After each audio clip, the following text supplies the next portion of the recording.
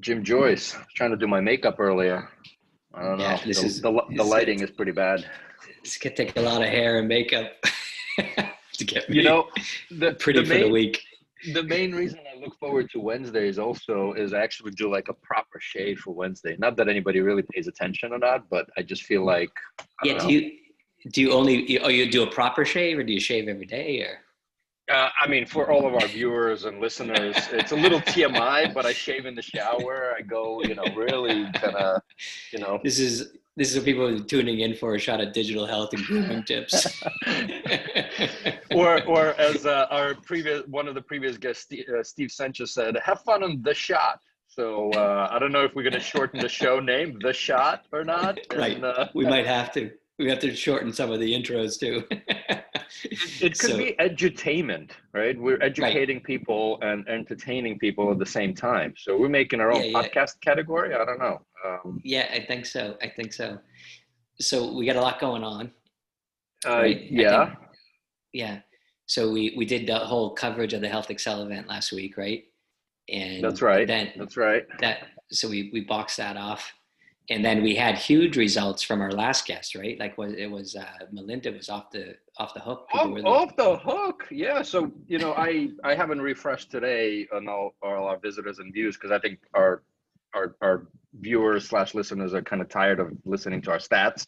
But she's now in top 5 out of the 2 seasons in total. So, after only the a few days, yeah, well, a week now, right? But like right? skyrocketed up. So I think I'll probably do a little bit of like top 5 thing. I don't know, over the weekend or whenever Yeah, I get to it. Very much right. unproduced. Yeah, But you thought I was having kind of a manic episode during that one. I was asking that questions. you were on something, that's for sure. So how are your ribs recovering, by the way? The healing. I'm doing a lot of breathing exercise, reflecting on who's our guest that had our breathing, Kristin. Um, Kristen, that's right. That's right. Kristin, doing lots of breathing exercise because I guess that's the whole thing is you're trying to preserve your lungs, like in a rib injury, So got the proper break analyzed. Back in. I'm not back on the bike yet. I think I'm going to wait another week before I Yeah, hop back on I the would. bike. Yeah, yeah. Unless you're gonna get some more drugs prescribed to you, which actually maybe you'll do a very quick intro for our next guest. But before we Yes, go there, so this is our 10th episode in season 2. I right. guess we'll keep our viewers and listeners a little kind of a little mystery of what we're gonna do. Right, Is right. this today is the end of season 2? Are we gonna Is have it a the end? recap show? I don't know. We'll need to figure that Right. out. But Yeah, um, we'll see where it goes. Okay. so So okay, anyway, so our guest, I'm assuming she's in the waiting room, ready to she go. is already, yes. Okay, she's excellent. So she would be very prompt. She's a pharmacist by training. We have Leonora O'Brien joining us as the CEO, one of the founders of Pharmapod. So like a digital healthcare company that's been around for a long time. Actually, I saw Leonora for the first time at a Health Excel event. I think I met her through Health Excel. It all I comes was back gonna to it. say all roads still lead to Health Excel, at least in Dublin. I'm gonna let But her in. If yeah, let her in. Let her in. yeah. I'll give her a little more. She's like, I've seen her. She's won every award I can possibly imagine for startups and digital. She's kind of high energy, and I think she also. We'll talk about it in a minute. I'm sure we've met her at J.P. Morgan and spent some time with her in the famous Irish bars during J.P. Morgan. So I don't know. She's showing up here. She joined in, but I'm One. not sure we can see her Oh, or here we go. Here we hear go. her. There we go. Hey. Hello, gentlemen. How are you today? Great to see Very, you. Great to see you. very good. I have you balancing on a piano music stand. How did you know Excellent. that's where I'm standing right now? No way. Right. I just finished playing the piano. Do you play the piano? Badly. Self-taught. Self-taught. Okay. Excellent. Excellent. So I just did a quick intro. You've never met you before? No, not No. not in person. I've just watched some of the stuff that you both do. You're like the Statler and Waldorf of digital health. It's brilliant. I love it. So yeah, I feel like I know Eugene, and I follow him on Twitter and things. So Right. Cool. Well, good to meet you virtually. And I'm gonna eventually have a drink to this because it is a shot of digital health therapy. So new bottle, by the way, Jim. Really, is it? Really boring bottle of water. Right. I don't have anything. I don't trust myself. Like once I start drinking and interviewing or asking or talking, I don't trust myself. So I just did a really quick introduction. So I actually was thinking about you. We were looking for dynamic digital health leaders to join us in the podcast. I thought of you immediately. Hi. And no, but I probably reached out to you a while, but I did a quick introduction. But maybe if you just tell, all of our thousands and millions of listeners, about yourself and Pharmapod, that be we could start there, and then how you met me. Absolutely. So started Pharmapod about it was 7.5 years ago now. And is that all? Yeah, that feels like a long time. And 7.5 years ago, and we actually incorporated really early, which is a real lesson for me, starting a business, because there's so many supports available, when you're in that year 1 to 3, but the ticker starts going when you incorporate. So right. I was actually in full-time employment when I incorporated the company. But if I did that again, I would just kind of wait until we get the first customers and things like that. So that was definitely a learning. But I was working for the pharmacy regulator at the time, and in Ireland. In Ireland. Yeah. Sorry, yeah, I'm sitting in Ireland, although usually pre-COVID could be anywhere. So sitting in Ireland. And then before that, I was the chief pharmacist for Unicare Pharmacy in Ireland, which was the largest pharmacy chain. And then I went to work for their corporate group, Celesio in Germany. And I was there for a number of years and had responsibility across 8 European countries, which was an amazing experience. And it was all around patient safety, clinical services. So just really seeing where the pockets of excellence were across the different subsidiaries and trying to pool all that learning and share the learning across the group, which was brilliant because, everyone was so diverse culturally. People that weren't English wasn't their native language. It was amazing how quickly they understood everything and just ran with it. But yeah, very quickly, I understood the power of kind of technology then, trying to disseminate all of that information and trying to communicate effectively and efficiently instead of jumping on planes, which there was a lot of. I started this kind of a wiki page and just everyone was going in to download documents and it was really useful. So I was thinking, right, this is good. But having worked for Unicare Pharmacy, it was the first time that this role called a superintendent pharmacist role came to pass in law. So, before that, everyone was just accountable for their own practice. But then when this came into legislation, then I was responsible. I could be held in a court of law, should a patient be harmed and all of that. So it was a massive learning, not only for myself, but for, all the other chief pharmacists across the country. So, and we all collaborated really well together. Actually, we shared best practice and got our heads around this new legislation because nobody really knew the sanctions. So, but yeah, very quickly I had to get up to speed with, get all our policies and procedures as a company in order and just make sure that the patients were safe and that everything was run efficiently and in line with the new pharmacy legislation. So that, they were all kind of big roles, but the common denominator for me was that medication errors is so easy to happen, and no country was immune from that issue. And I also saw that good in the high 90s% were preventable. So I just felt, something we have to do something. It's incumbent upon me as a pharmacist if I feel like I can make a difference to make a difference, and so that became the focus. And here I am, like 7.5 in the startup land now. Yes, in the startup land for 7.5 years. Yeah, doing. That's it. And So first of all, what time, roughly, what year was the Celesio? Because I've actually spent some time. That's what brought me over to Europe with the Metco Celesio joint venture. So I don't know what year you were there. Just I'm really bad with years because I try to forget how old I am. So oh, don't worry. So am I. on So my I don't know if that LinkedIn. would actually tell me anything.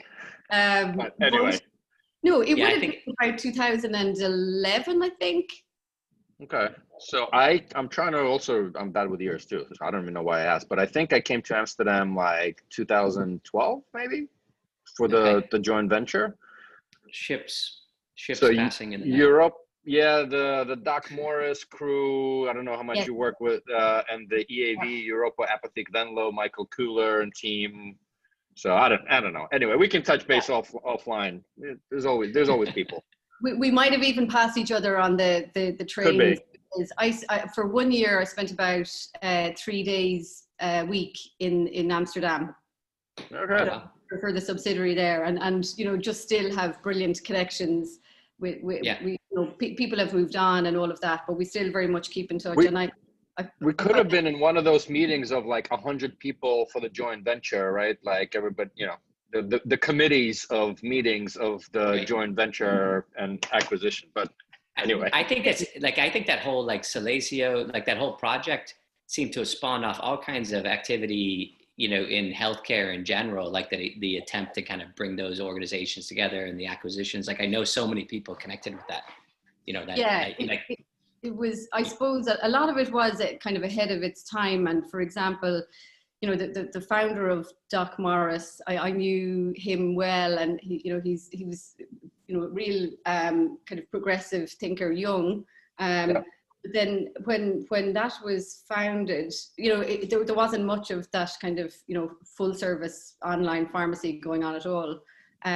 So perhaps when you start something like that, there's going to be challenges. Sometimes you can be too early for something. There's so many organizations like that now, but right. Of course, there's always been that tension between bricks and mortar pharmacy and right. and the online. Although I think COVID has pretty much leveled the playing field, and a lot of the bricks and mortar pharmacies now have an online element to what they do. Right. So, but in its simple terms, like PharmaPod, so you're helping these pharmacists. So you have kind of an efficient kind of online way to manage, their reporting requirements and to help increase safety with an individual pharmacy. That's the package. Yeah. So, in the way airlines will have, if a plane goes down or something, they have a database to put all the incidents into. Well, we are positioning as that for patient safety incidents. And, so we've always had that vision from the get-go. Let's pool all the information together, coming away from, what used to be just siloed incident management, within a hospital or a community pharmacy. It was all locked within, that tight community. So we just had a different approach to let's be transparent, let's facilitate the sharing of information and be the people that can do analysis between the different countries and also share, really share the information. In Ireland, for example, or a good example is in Canada, where we have a response team of people that look at all the data that comes from the system. So we have a powerful dashboard of analytics. So at the click of a button, and you can see all the incidents that have happened, all anonymously, of course. And then, once you understand what the issues are, you can then build upon that and you can come up with guidance or training or, rapid support around a particular high risk medicine. But yeah, it's just getting that benchmark of what exactly are the issues. And then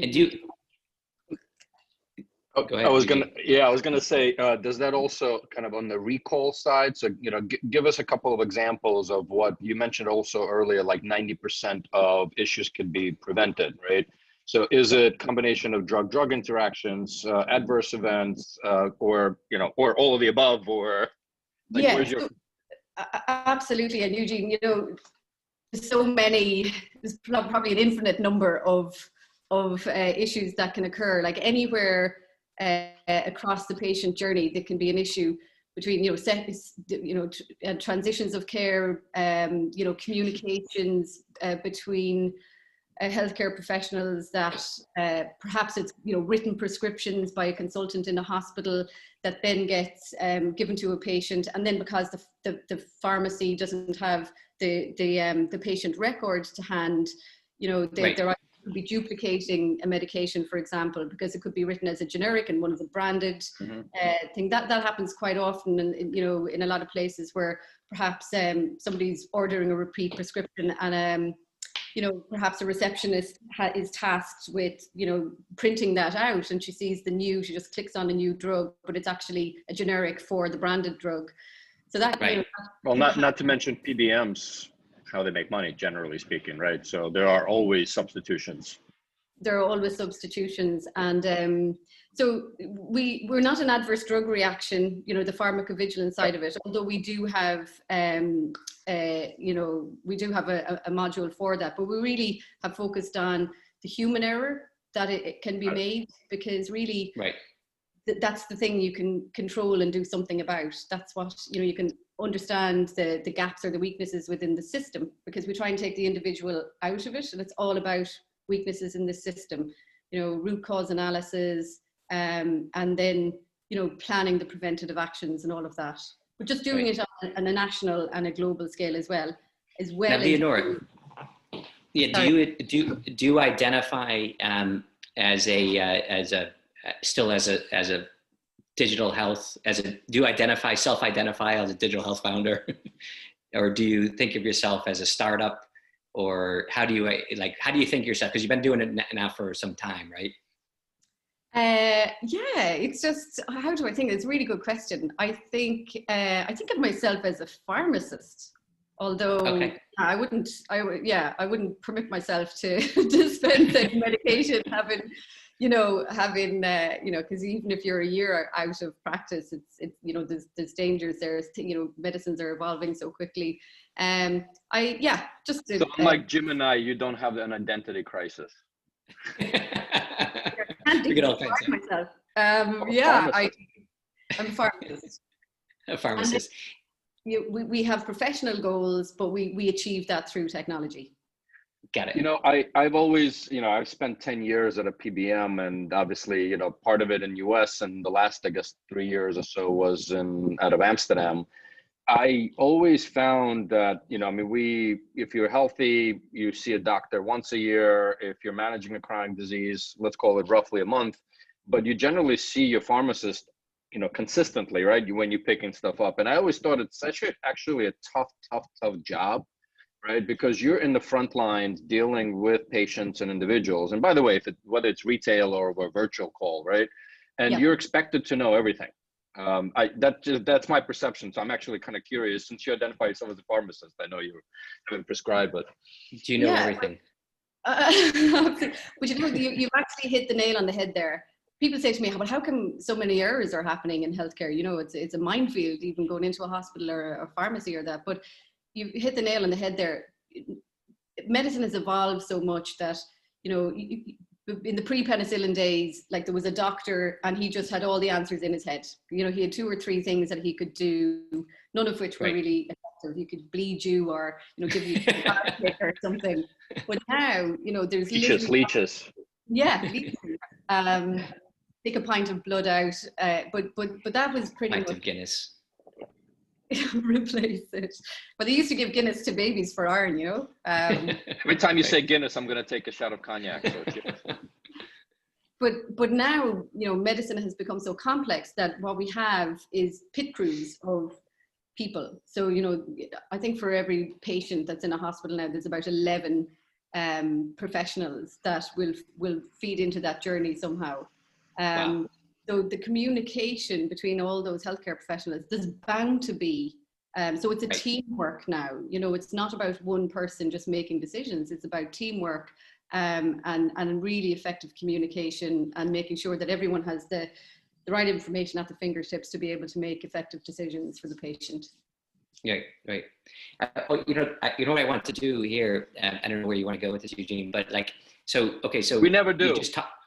You talked about starting a company in Ireland. So we've had some of these discussions before, you know, a little bit like, so you were saying, hey, you were in a full-time job, You started working on PharmaPod, you incorporated, thinking it was a good idea. Is that kind of what happened? And then, during that time frame, there's all kinds of supports that are available to you, but it's all based on age. Like, the 3-year-olds can only get so much support, 4-year-old companies can only get so much support.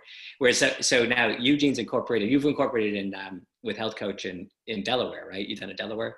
Yeah. You don't think that, do you think that way about like getting supports, like non-dilutive supports and grants? How do you think about that?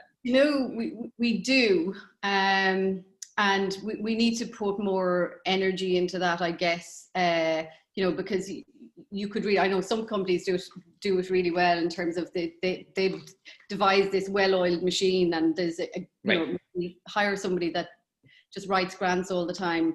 But, we have, we haven't gone that route, but that's, once we close our current investment round, we're certainly going to invest in that, because there's so much, there's Horizon 2020. I know that's, there's only maybe a round or two of that left, but there's innovation funds from Europe, but there's, everywhere you go, like we've incorporated DC in Canada, there's lots of sports available there, but we're just so busy trying to scale and to provide service that we do need to invest in that. It's a good, I was part, a while back, I was part of so my experience with kind of, Horizon money was way back when. I found there was so much overhead and paperwork.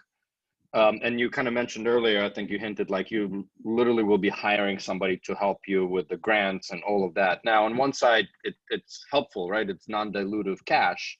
On the other side, the question always becomes, and this is where, as a business person, right, and as a founder, you need to make decisions.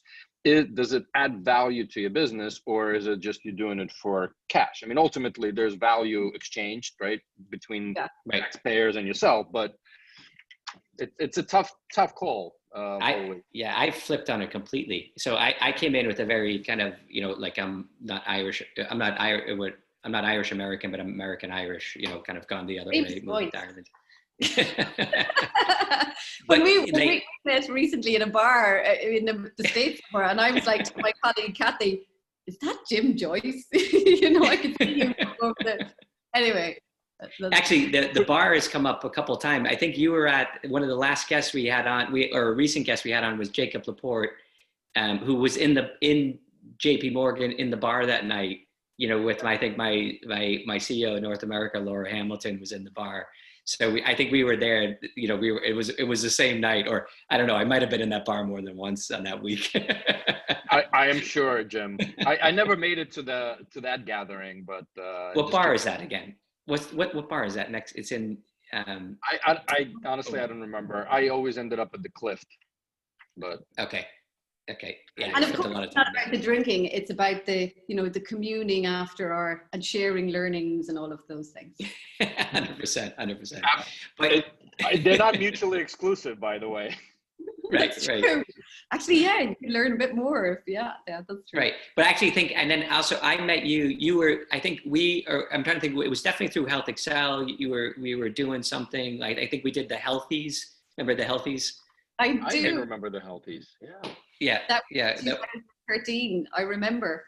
Yeah, exactly. It was the Healthies, and I think you won the Healthies that night. You went on to win lots of awards for the company after that, but that was kind of, I think, a breakthrough moment really for your career. I also saw that you won, even though we're meticulously unproduced, I do spend about 10 seconds looking at the LinkedIn profile. But fun for LinkedIn.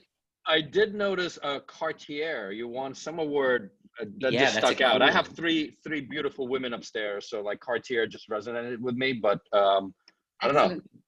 They're his daughters and his wife, by the way.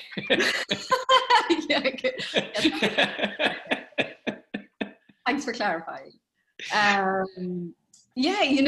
Like I remember I went along to a presentation by Cartier in Dublin, and it was really early stage for us. We were so short on cash that we were so excited to find somewhere close that had cheap soup and stuff like that. That's how. But I went along to this thing, and they, it was really posh and all, but there there was 20,000 euros, to be won. So, and it's now 100,000. Wow. But I just kind of thought, that's, yeah, I can do that. And no Irish person had, no Irish person had been, become a finalist before. So, okay. it was really kind of Eurovision. It's like the Eurovision. Yeah. So went for that, and won the European laureate title, which was amazing. And it's still really, and then of course lots of other Irish founders went after that, which is brilliant. We've got a really strong track record. I don't like to say we have the best track record, but I'll take a shot at it. But we've a really strong track record at that. You said shot. Hold on. But wait, so I want to go back to this, or we'll go back to the subject. So Eugene, you don't believe in going after the grants. You do believe in it, but it just like, how could you get the machine oiled and chase it? And I mean, I think it depends. Value. Yeah, I mean, it depends. In my opinion, like what's the business, right? I actually think that if you can leverage a lot of research institutions and right. therefore the grants, yes, there's big value. I mean, obviously, a lot of founders actually come out of these research institutions, have done a lot of this already, and you close it off. So for me, and maybe this is kind of the American in me, not the Ukrainian, but the American in me saying, let's just growth hack this and just keep moving, right? Because I don't want to spend the time. I'm not saying at some point where we're doing some clinical validation on health coaching, we will look at it, but all depends. I think timing. Also, I think it's one of these things you have to make. It's like it's less of a tactical decision that you think. Like, I actually think it's about, like, it's like, you have a founder. So one, does the founder believe in spending time chasing that? And then you almost have to assume that you're going to chase stuff that you're going to miss. And, and can it add value to the organization along the way? I was really against it for all the reasons. I thought it was kind of an American, like, hey, you don't need the government to pick you up. You build your own businesses, you find real customers, but then I've completely flipped on it. And I chase everything now. Like, I chase grants everywhere. And I've got a machine that's just going after them. So, because we're always doing, now this product, it's hardware, it has clinical intervention. So it does have a lot of components that fit into the, into the baskets that they want to fund research projects on. But and to a lot of success. I mean, we've taken in, probably a couple $1 million over, the last like 3 or 4 years. So absolutely, we should do it then. Do you want to see something funny? So you mentioned research there. Like, I am sitting, my seat is research. I had to prop myself up because the stand is really high. Like, there's so much research. Like, scaling US strategy report, like all of those are different countries. And what we do is, and I've got it everywhere around the room. What we do is, or what we have done, we've teamed up with universities like Trinity College in London, and Cass Business School in London and that. And they've been an amazing resource because it's the executive MBA program. And they do scaling projects every year. If you're in the exec MBA program, you have to do a scaling project. So if you're a market entry plan, there are eager, brilliant students there that can be a resource for you. And we've really built great relationships on that, and it's been hugely valuable. So and actually great talent for the companies, right? As well. So it's really a two-way street. But one quick comment to you, Jim. I mean, if you look at there's a ton of stuff going on in the US too, right? HHS. Right. There's quite a lot of grants and funding, government funding for especially in the health and care field. So. No, I'm completely European in that philosophy. They've got me, because I remember sitting in a room and watching, startup founders, and they're like, well, hang on a second, and they're kind of complaining about governments and grants. I'm like, why are you spending any mental energy on this? And now I'm one of them. So I sit there kind of pursuing everything. Yeah. And, actually, you mentioned Cartier there, but I met a brilliant gentleman, Spiros, who used to work for the World Bank. And, I've been back in touch with him recently. And, there's organizations out there to help you get money from this, 7 world institutions, the World Bank being one, Right. and they'll help you with the applications. Again, it's about 40% of a success rate, but I think with COVID, it is easier. There's accelerated dispersion of funds through some of those, and yeah, but COVID-19. Am I not supposed to say that? This is a. I was waiting for it. Yeah, we just bust the chops all the time on it. It's just a free zone. A free zone. It's a free zone. This is what gets us through the week. Jim and I wait for this Wednesday every day to have it free of those words. But sorry. No, but we violate it every week. Usually it's me.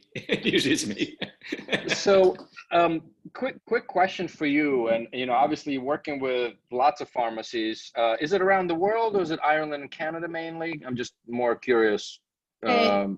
So we have Australia. We have pharmacies using the solution there. Also, care homes. So long-term care. Okay. We have a long-term care environment. We're in North America, so we're registered as a patient safety organization, federally listed in the US. So we have US clients.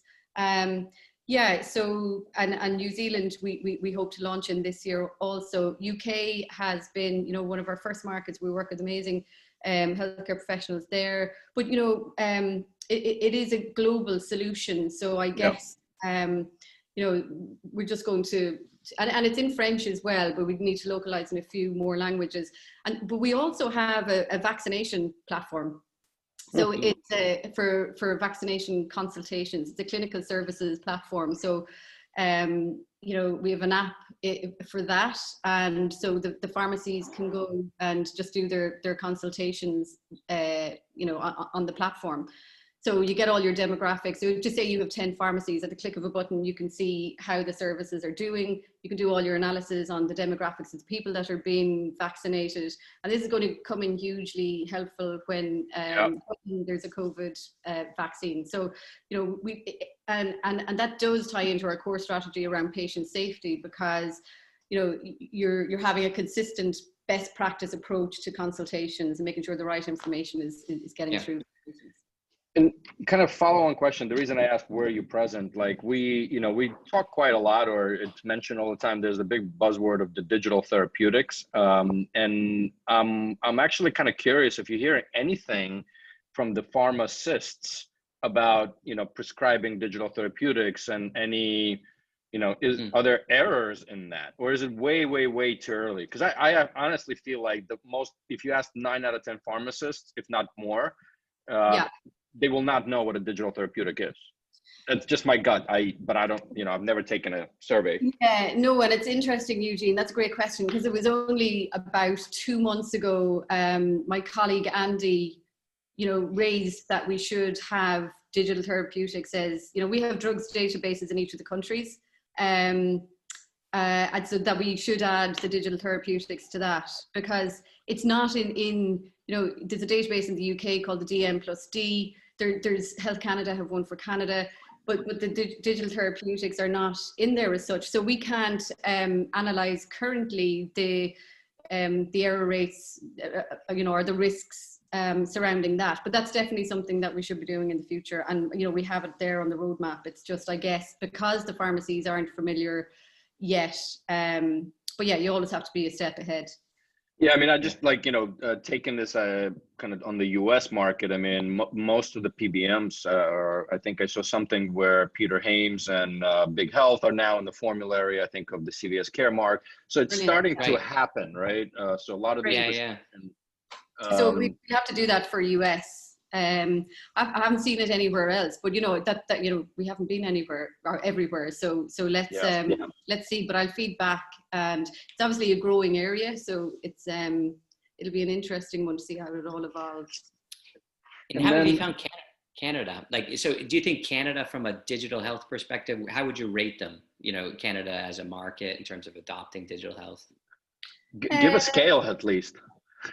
The 1 to 10. Okay. 1 to 35. I think fantastic. 35 being good. I think they're way up there. Because you know, in pharmacy, for example, in Canada, they have a thing called the expanded scope of practice.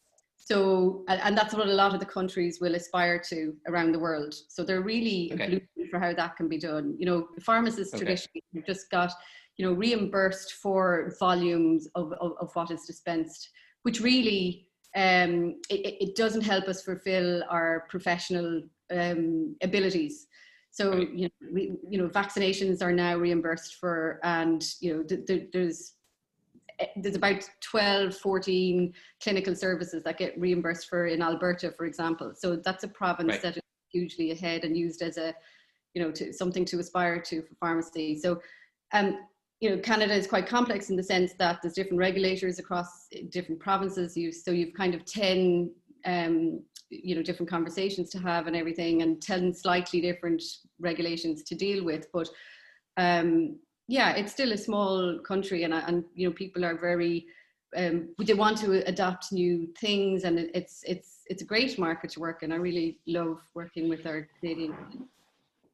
You know, the other thing sounds like it. No, sounds like it.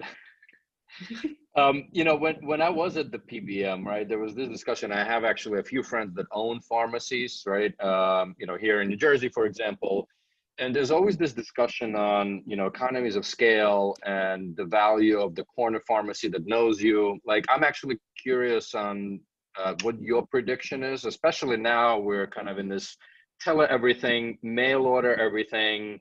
You know, where do you see the future of the local mom and pop pharmacies knowing you? Like, I'm just, you know. Yeah. So, you know, it's a really good question. And, you know, people everywhere are kind of concerned, I suppose, about the Amazonification of healthcare, you know, the way everything is going online. But I think there's a blend. What I'd love to see is research, more research around, you know, benefits of face-to-face consultations. I remember, like, when I was a pharmacist in practice, you know, so somebody would come in with a particular issue, but then all of a sudden, just by even reading somebody's face, or, you know, you could tell, and you'd inquire, and all of a sudden you'd unearth all of this other conversation about a family member they would have been concerned about, and next thing we'd have them in getting, you know, blood pressure testing or a HbA1c test or something, and then you would have a diabetic, you know, patient. So there's an awful lot, but I'd love to see more research. I haven't seen a huge amount of research around that. But then there's that other side of it where, you know, there is an expectation to be met now, where, you know, everything is available online, and you know, for people in rural areas. So I think it's going to be a blend into the future. You know, pharmacy is definitely, there's a lot of work within the pharmacy and tasks, if you boil it down, that can be automated, but it's the same in legal, it's the same in all the professions. But I think there'll always be a huge, you know, part of it is, you know, face to face as well. So I think there's room for everybody just to provide a service. I'm with you. I mean, I think, you know, my personal 2 cents on, and of course, I think it also depends on the country, and, you know, to your point, like on Canada, right? Just, it's not as highly populated, for example, so there'll be less. But, you know, I do think that they will be needed, and obviously, you know, with kind of, at least in the US, with you know, CVS, there's many things to do at the CVS, right? At least pre bad word. I think it's interesting, like the whole when you go to any kind of healthcare event, I think it's getting darker here, but you go to any healthcare event, you go to a doctor, there's anxiety associated with the appointment. You know, obviously, if you're going into the hospital, there's major anxiety, but also, you know, going into the pharmacist, it's kind of interesting. There's a level of comfort. It's like when you're going through, there's a pharmacist, you know, so if something goes wrong with me, or if I need something, or, you know, any kind of practical ailment that's available. So it kind of lowers your anxiety. But yeah, I don't think people think of it that way. You know, you think of it like almost transactional sometimes, like I've got a script, now I go fill it. But then, you know, I have a question about something or wherever. It's kind of, if they go away, if you don't have these community pharmacies, then you don't have this ability to, you know, address these kind of immediate healthcare needs, you know? Yeah, and you know, we've seen through COVID how we all feel and how it impacts us when we can't have conversations with a human. You know. Yeah, exactly. So in healthcare, it's so important. But yeah, but if you look at Ireland, it is the most deregulated market in Europe, for example. And when that was deregulating, so because you used to just be able to open a pharmacy and then have to apply for a license within a certain population and all of that. But now you can pretty much set up next door to somebody. So it's and then you leave the pharmacy, hop into your Mercedes. right. That used to be Ireland. It was heavily regulated. heavily regulated, but now, and everyone thought when it deregulates, there'll be you know, but that there'd be about 200 less pharmacies. People are always saying, well, there's too many pharmacies in Ireland per head of capita, for example. But the number keeps increasing. It doesn't matter, you know, what happens. The number keeps increasing. So kind of hard to predict. I think, you know, yeah, it's going to be a blend.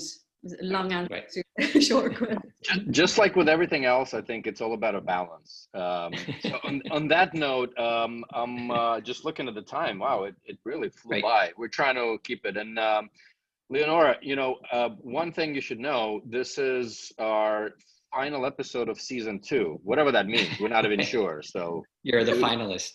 You're the finalist once again. We're giving you an award. It was really a pleasure to get to know you. And thank you for making the time. Yeah, amazing. Yeah. Hope to get to meet in person soon. And Jim, see you on your travels. Yeah, we'll see you somewhere. I can't wait till we get back in. I hope we can go back to San Francisco and hang out in the Irish pub again soon.